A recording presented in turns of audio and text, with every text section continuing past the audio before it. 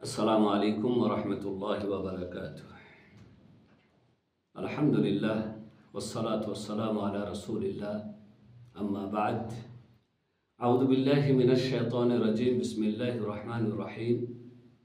সুপ্রিয় দর্শক, আমাদের একটি বিষয় নিয়ে আলোচনা চলতে আছে, যে বিষয়টার নাম হচ্ছে ক্রয় বিক্রয়, ব্যবসা বাণিজ্য। এ পর্বে আমরা এ পর্যন্ত প্রায় 3টি পর্ব আলোচনা করেছি। আজকে চতুর্থ পর্ব। ইতিপূর্বে যে আলোচনাটা আমাদের ছিল সেটা ছিল কিছু প্রকারের এমন বেচা কিনা যা নিষিদ্ধ, যা জায়েজ নয়। রাসূল কারীম সাল্লাল্লাহু আলাইহি সাল্লাম কয়েক প্রকারের বেচা কিনাকে নিষিদ্ধ বলে ঘোষণা করেছেন, নিষেধ করেছেন। তার কয়েকটি প্রকার আমরা আলোচনা করে নিয়েছি। এখনো আরও কিছু প্রকার বাকি আছে, যেটা নিষিদ্ধ বা যে প্রকারের বেচা কিনা জায়েজ নয়। তার মধ্যে হচ্ছে এমন জিনিসের বেচা কিনা যাতে ধোঁকা হতে পারে, যাতে প্রতারণায় পড়তে পারে। এমন জিনিসের বেচা কিনা করা জায়েজ নয়, যে বেচা কিনায় ধোঁকা হতে পারে, মানুষ প্রতারিত হতে পারে। যেমন পানির মধ্যে মাছ, এই বেচা কিনা জায়েজ নয়। পানিতে কত মাছ আছে কেউ অনুমান করতে পারে না। মাছের লাফাঝাপা দেখে হয়তো অনেকে মনে করবে বহু মাছ আছে, নিয়ে অনুমান করে কয়েক হাজার টাকা দিয়ে পুকুরের সমস্ত মাছকে কিনে নিল। তারপরে যখন মাছ ধরলো তখন দেখা গেল অল্প সামান্যই কিছু পেল। তা মাছের পানির মধ্যে লাফাঝাপা দেখে অনুমান করা যাবে না যে কত মাছ আছে। অতএব পানির মধ্যে মাছ কেনাবেচা করা এটা জায়েজ নয়। অনুরূপভাবে শোফ বা লোম, ভেড়ার পিঠের মধ্যে লোম, এগুলি বের করে এগুলি কেটে আবার বিভিন্ন কাপড় বা বিভিন্ন কিছু গরমের জিনিস তৈরি করা হয়। তাই পিঠের মধ্যে লোম আছে, সেটাকে অনুমান করে কেনা যাবে না, কারণ ধোঁকায় পড়তে পারে। যতটা অনুমান করবে তার থেকে বেশি হতে পারে, তার থেকে কম হতে পারে। অনুরূপভাবে পেটে বাচ্চা আছে, গায়ের পেটে, ছাগলের পেটে বাচ্চা আছে, আপনি ওই বাচ্চাকে কিনতে পারেন না, কারণ ওই বাচ্চাকে কিনলে প্রতারিত হতে পারেন। বাচ্চা যখন হবে সে মরা বাচ্চা হতে পারে। আপনি মেয়ে বাচ্চা কিনেছেন, সেটা ছেলে হতে পারে, যাকে বলা হয় মানে আপনি কিনেছেন যে পাটা হতে পারে। অতএব আপনি কিনেছেন কিছু টাকা দিয়ে, দেখলেন বাচ্চাটা মরা জন্মগ্রহণ করলো, প্রতারিত হয়ে গেলেন, ধোঁকায় পড়ে গেলেন। অতএব পেটে বাচ্চা থাকলে সেটা কেনা যাবে না। অনুরূপভাবে স্তনের দুধ অনুমান করে কেনা যাবে না। স্তনের মধ্যে দুধ দেখাবে, হয়তো আপনি ভাবছেন প্রায় 3 কেজি দুধ হবে। এই 3 কেজি দুধের দাম দিয়ে আপনি কিনলেন, কিন্তু দুধটা 3 কেজির কম হতে পারে, আবার 3 কেজির বেশিও হতে পারে। যদি কম হয়ে যায় তাহলে ক্রেতা ধোঁকা খেয়ে গেল, আর যদি বেশি হয়ে যায় তাহলে বিক্রেতা ধোঁকা খেয়ে গেল। অতএব একে অপরের ধোঁকায় পড়ার সম্ভাবনা আছে। তাই স্তনের দুধ দোয়ানো ছাড়া, আগে দোয়াতে হবে প্লেটের মধ্যে, তারপরে তার কেনাবেচা হবে।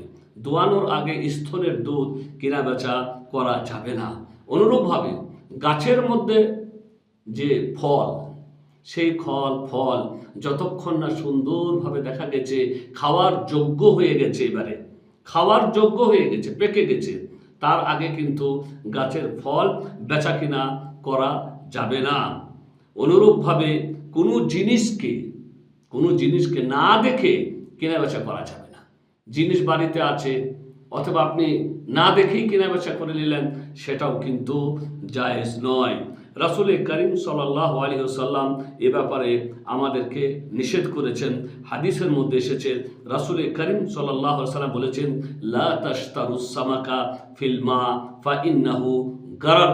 তোমরা পানির মধ্যে মাছ ক্রয় করবে না, কারণ তার মধ্যে ধোঁকা হতে পারে। হাদিসটি বর্ণনা করেছেন ইমাম আহমদ। ইবনে উমর রাদিয়াল্লাহু তাআলা আনহু থেকে বর্ণিত, তিনি বলেন, নাহা রাসূলুল্লাহ সাল্লাল্লাহু আলাইহি ওয়াসাল্লাম নাহা রাসূলুল্লাহ সাল্লাল্লাহু আলাইহি ওয়াসাল্লাম আই ইউবাআ তামারুন হাত্তা ইউতআম। আল্লাহ রাসূল নিষেধ করেছেন যে খেজুরকে ততক্ষণ পর্যন্ত বিক্রি করা যাবে না যতক্ষণ না সে খাওয়ার যোগ্য হয়েছে। অনুরূপভাবে সুফুন আলা যাহরিন, পিঠের মধ্যে যে লোম আছে তা বিক্রি করা যাবে না যতক্ষণ না তা কেটে নেওয়া হয়েছে। আও লাবানুন ফি দারাইন, এবং স্তরের মধ্যে যে দুধ তা ততক্ষণ পর্যন্ত ক্রয় বিক্রয় করা যাবে না যতক্ষণ না তা ধুয়ে নেওয়া হয়েছে। আও সামানুন ফি লাবানিন, এবং দুধের মধ্যে যে ঘি আছে সেই ঘি যতক্ষণ না বের করা হয়েছে ততক্ষণ পর্যন্ত ক্রয় বিক্রয় করতে রাসূল করিম সাল্লাল্লাহু আলাইহি সাল্লাম নিষেধ করেছেন। অন্য একটি হাদিসের মধ্যে এসেছে রাসূল করিম সাল্লাল্লাহু আলাইহি সাল্লাম নিষেধ করেছেন আন নাহান নবী সাল্লাল্লাহু আলাইহি ওয়াসাল্লাম, রাসূল করিম সাল্লাল্লাহু আলাইহি সাল্লাম নিষেধ করেছেন আলা আন বাইইজ সামারি হাত্তা ইউসলাহ, কোনো ফল ততক্ষণ পর্যন্ত তোমরা কিনবে না বা বেচবে না যতক্ষণ না তা খাওয়ার যোগ্য হয়ে গেছে। বুখারী মুসলিমের হাদিস। তারপরে রাসূল করিম সাল্লাল্লাহু আলাইহি সাল্লাম বলেছেন ইদা মান আল্লাহু সামারা ফাবিমা তাস্তাহিল মাল আখিক। বলো, আল্লাহ রাব্বুল আলামিন যদি তা রোধ করে দেয়, মানে আল্লাহ রাব্বুল আলামিন যদি ফল না দেয়, ফলকে যদি আল্লাহ রাব্বুল আলামিন নষ্ট করে দেয়, তাহলে কিভাবে তুমি তোমার ভাইয়ের পয়সাটাকে হালাল করবে? আশা করি বুঝতে পারলেন। আমরা অনেক সময় গাছের আম কিনে নিই, বাগান পুরো কিনে নিই, লিচুর বাগান আমরা কিনে নিই। এখন লিচুর বাগান কিনে নিলেন, আমের বাগান কিনে নিলেন, আল্লাহ রসুল বলছেন কোনো কারণে আল্লাহর ঘূর্ণিঝড়, আল্লাহ কর্তৃক প্রেরিত হাওয়া ইত্যাদি আসার কারণে আম সব নষ্ট হয়ে গেল, কিংবা অত্যধিক বৃষ্টি বাদলের কারণে লিচু নষ্ট হয়ে গেল। এখন টাকা তো আপনি নিয়ে নিয়েছেন বাগান বিক্রি করে, টাকা তো নিয়ে নিয়েছে লিচুর বাগান বিক্রি করে, এখন সব তো নষ্ট হয়ে গেছে, তাহলে আপনার পয়সাটা কিভাবে হালাল হবে? তাই আল্লাহ যদি নষ্ট করে দেন, কোনো ফলই যদি না হয়, তাহলে তোমার ভাইয়ের পয়সাটা কেমন করে তোমার জন্য হালাল হবে? তো মোট কথা হচ্ছে যে কোনো জিনিস আগে থেকেই তার খাওয়ার যোগ্য, পারার যোগ্য না হওয়া পর্যন্ত তার বেচা কিনা করা জায়েজ নয়। পানিতে মাছ থাকলে তার বেচা কিনা করা জায়েজ নয় যতক্ষণ না মাছগুলোকে ধরে বাইরে বের করে নিয়ে আসবে। আরও একটা বেচা কিনা যেটা জায়েজ নয়, সেটা হচ্ছে একই জিনিসে দুটো বেচা কিনা। একই জিনিসে দুটো বেচা কিনা মানে হচ্ছে এমন যে আপনি কাউকে বলবেন যে আমি আমার বাড়িটা বিক্রি করে দিলাম এত টাকায়, আর এই শর্তে যে তুমি তোমার বাড়ি আমাকে বিক্রি করে দেবে। না ও এর বাড়ি দেখলো, না এ ওর বাড়ি দেখলো। এমন হতে পারে আপনার বাড়িটা ওর বাড়ির থেকে কোয়ালিটিতে বা আর কিছুতে অনেকটা নিম্নমানের, আর তার বাড়ি আপনার বাড়ির থেকে অনেকটা উন্নত মানের। অতএব এইভাবে বেচা কিনা করা যাবে না। একই জিনিসে দুটো বেচা কিনা না। আপনি আপনার বাড়ি বিক্রি করবেন, এটা বেচা কিনা শেষ, তারপরে আবার তার বাড়ি আপনি কিনবেন, তার বাড়ি দেখে, তার সব কিছু দেখে। আলাদা আলাদা দুটো বেচা কিনা হবে, আলাদা আলাদা পৃথক পৃথক বেচা কিনা। আপনার বাড়ি আগে বিক্রি করে দিবেন, সে আপনার বাড়ি দেখে নিবে, আপনার বাড়ি দেখে সে বুঝবে হ্যাঁ কীরকম বাড়ি, কতটা দাম হতে পারে, সে কিনে নেবে। সব কিছু কেনা বেচা হয়ে গেল। এবার আপনি ওর বাড়ি দেখেন, ওর বাড়ি দেখার পরে ওর বাড়ির কেমন কীরকম দাম হতে পারে সেই হিসাবে তারপর ওটা বেচা কিনা হবে। তো দুটো বেচা কিনা পৃথক পৃথক হবে। এইভাবে যেন না হয় আমি আমার বাড়ি বিক্রি করে দিব এত টাকায়, এই শর্তে যে তুমি তোমার বাড়ি আমাকে বিক্রি করে দিবে, আর কেউ কারো বাড়ি দেখবে না। এইভাবে বেচা কিনা করলে ধোঁকায় প্রতারিত হতে পারে, কারণ দুটো বাড়ি এক মানের নাও হতে পারে। এরকম বেচা কেনাকে নিষেধ করা হয়েছে। রাসূল করিম সাল্লাল্লাহু আলাইহি ওয়াসাল্লাম বলেছেন নাহা রাসূলুল্লাহ সাল্লাল্লাহু আলাইহি ওয়াসাল্লাম আন বাইয়াতাইনি ফি বাইয়াতিন, রাওয়াহু তিরমিজি। রাসূল করিম সাল্লাল্লাহু আলাইহি ওয়াসাল্লাম একই জিনিসে দুটো বেচা কিনা করতে নিষেধ করেছেন। হাদিসটি তিরমিজিতে বর্ণিত হয়েছে। আর একটি বেচা কিনা, সেটাকে আমরা আমাদের ভাষায় বায়না বলি। আমরা আমাদের ভাষায় বায়না বলি। যেমন আমি কোনো একটা জমি কিনছি, সেই জমিটা হয়তো 5 লাখ টাকা দাম, আমি 1 লাখ টাকা বায়না করলাম, আর এই শর্তে 1 বছরের মধ্যে আমি বাকি টাকা পেমেন্ট করে দেব, তারপরে লেখাপড়া হয়ে যাবে। এছাড়া আরও অন্যান্য যত রকমের জিনিস আছে, যে জিনিসটা কেনা হয় তার মূল্য যত হয় তার থেকে সামথিং অল্প কিছু টাকা ওই জিনিসের মালিককে দেওয়া হয় বায়না হিসাবে। তারপরে যদি ওই জিনিসটা কেনা না হয়, কোনো কারণে যদি আমি নিতে না পারি, ক্রেতা যদি কোনো কারণে নিতে না পারে, তাহলে কিন্তু ওই বায়নার টাকা আর ফিরে দেওয়া হয় না। এখন এ ব্যাপারে অনেক মতভেদ আছে। কেউ কেউ বলেছেন না, এটা জায়েজ, কারণ হচ্ছে যে জিনিসটা কিনবো বলে ওয়াদা দিয়েছিল সেটা কিনলো না, না কেনার কারণে ওই জিনিসের মান কিন্তু কমে যাবে। অন্যরা কিন্তু মনে করবে যে এই জিনিসটা উনি লিব বলেছিলেন, তারপরেও যে উনি নিলেন না, তার মানে হচ্ছে এর মধ্যে মনে হয় কোনো দোষ আছে, এর মধ্যে মনে হয় কোনো কিন্তু আছে, এর কারণে ওই জিনিসের মান বা ওই জিনিসের মূল্য কমে যেতে পারে। তো কমে যাওয়ার কারণে মালিক ক্ষতিগ্রস্ত হবে, সেই হিসাবে বায়না যেটা নিয়েছে সেটা তার জন্য জায়েজ। এই হচ্ছে কোনো কোনো আলেমদের মত। আবার কোনো কোনো আলেমগণ বলেছেন যে না, জায়েজ নয় যদি ক্ষতিগ্রস্ত না হয়, মানে হচ্ছে যে কোনো রকমের কোনো ক্ষতি হবে না, যার জিনিস সে কোনো রকমের কোনো ক্ষতির শিকার যদি না হয়, তাহলে এরকম বায়না যেটা নিয়েছে সেটা ঘুরে দেওয়াই দরকার। বায়না নিজে রেখে নিলে সেটা এমন কিছু রেখে নেওয়া হবে যেটা হচ্ছে অপরের টাকা বিনা মেহনতে বিনা কারণে নিয়ে নেওয়া। তাই রাসূল করিম সাল্লাল্লাহু আলাইহি সাল্লাম আমাদেরকে নিষেধ করেছেন। আর এর মধ্যে মতভেদ আছে যে হ্যাঁ, জায়েজ কি জায়েজ নয়, তো দুরকম ব্যাপার আছে। যদি সত্যি জিনিসের মালিক ক্ষতিগ্রস্ত হয়, তাহলে যতটা ক্ষতিগ্রস্ত হবে ততটা পরিমাণ টাকা তাকে অবশ্যই পেমেন্ট করতে হবে, দিতে হবে। আর যদি কোনো ক্ষতি না হয়, তাহলে যে মালিক যে টাকা নিয়েছে বায়না হিসাবে, সে যেন তার টাকা ফিরে দেয়। ইমাম মালিক রহমতুল্লাহ আলাই এর একটা দৃষ্টান্ত দিয়ে আমাদেরকে বলেছেন যে আরবুন জিনিসটা কি। তো তিনি বলেছেন যে কোনো মানুষ কোনো জিনিস কিনে কিংবা কোনো বাহন ভাড়া নেয়, আর তাকে বলে যে আমি তোমাকে আতাই টোকা দিনারান আলা আন্নি ইন তারাকতুস সিলআতা আউল কিরাআ ফামা আতাইতুকা লাক, আমি এটা তোমাকে দিলাম, যদি তোমার জিনিস আমি নিতে না পারি তাহলে যা দিলাম সেটা তোমার। এটাকেই বাইউল আরবুন বলে ফিকহি বা শরীয়তের ভাষায়।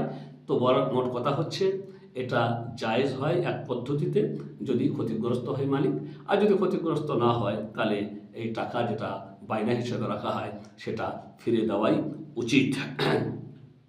আর একটি বেচা কিনা যেটা জায়েজ নয়, সেটা হচ্ছে এমন জিনিসের বেচা কিনা যেটা আপনার কাছে নেই। এমন জিনিসের বেচা কিনা যার আপনি মালিক নন কিংবা যেটা আপনার কাছে নেই। আপনি একটা জিনিস বিক্রি করছেন, এখন কিন্তু জিনিসটা আপনার কাছে নেই, জিনিসটা কিন্তু অন্য কারো কাছে আছে, আপনি বেচা কিনা করছেন, আপনি বিশ্বাসী যে ওই জিনিসটা ওনার কাছ থেকে নিয়ে ও ক্রেতাকে দিয়ে দেবে, নিয়ে বেচা কিনা করছেন। বেচা কেনার পরে যে জিনিসটা বেচা কিনা হয়েছে সেটা কিন্তু হয়তো আপনার হাতে এলো না, কোনো কারণে সেটা কিন্তু আপনি পেলেন না। তাহলে আপনি এমন জিনিসের বেচা কিনা করছেন যে জিনিস আপনার কাছে নেই। এবার আপনার বেচা কিনা হয়ে গেছে, লেনদেনও হয়ে গেছে, তারপরে যখন আপনি জিনিসটা আনতে যাচ্ছেন এই বিশ্বাস নিয়ে যে আপনি জিনিসটা পাবেন, সেখানে গিয়ে দেখলে আপনি জিনিসটা পেলেন না, তাহলে আপনি এমন জিনিস বেচা কিনা করলেন যেটা আপনার নেই বা যেটা আপনার হাতে নেই, যার আপনি মালিক নন। এই সূত্রে একটা জিনিস আমাদের দেশে, আমাদের সব জায়গাতে প্রচলিত আছে। দেখবেন একজন একটা জমি ক্রয় করে কারো কাছ থেকে, জমিটা কারো কাছ থেকে কিনে নিয়েছে, জমিটা কিনে নেওয়ার পরে এখনো লেখাপড়া হয়নি, নিজের নামে এখনো রেজিস্ট্রি হয়নি, তার আগেই যে জমিটা কিনেছে সে আরেকজনকে বিক্রি করে দেয় আরও লাভ নিয়ে। 5,000 টাকায় জমি, 5 লাখ টাকায় জমি কিনেছিল, তারপরে সে অন্য জনের কাছে আবারও 1 লাখ টাকার লাভে বিক্রি করে দিল। এখন কিন্তু সেই জমি তার নামে রেজিস্ট্রি হয়নি, তারপরে যার কাছ থেকে কিনেছিল তাকে নিয়ে গিয়ে ওই লোকটির নামে রেজিস্ট্রি করে দিচ্ছে, যাকে এই লোক বিক্রি করলে। তাহলে আপনি বা আমি এমন জিনিস বিক্রি করলাম যেটা আমি মালিক নয়। আমাকে আগে ওই জমি রেজিস্ট্রি করে নিতে হবে, আমার নামে করে নিতে হবে, আমার নামে করে নেওয়ার পরে তারপরে আমি আরেকজনকে বিক্রি করতে পারবো।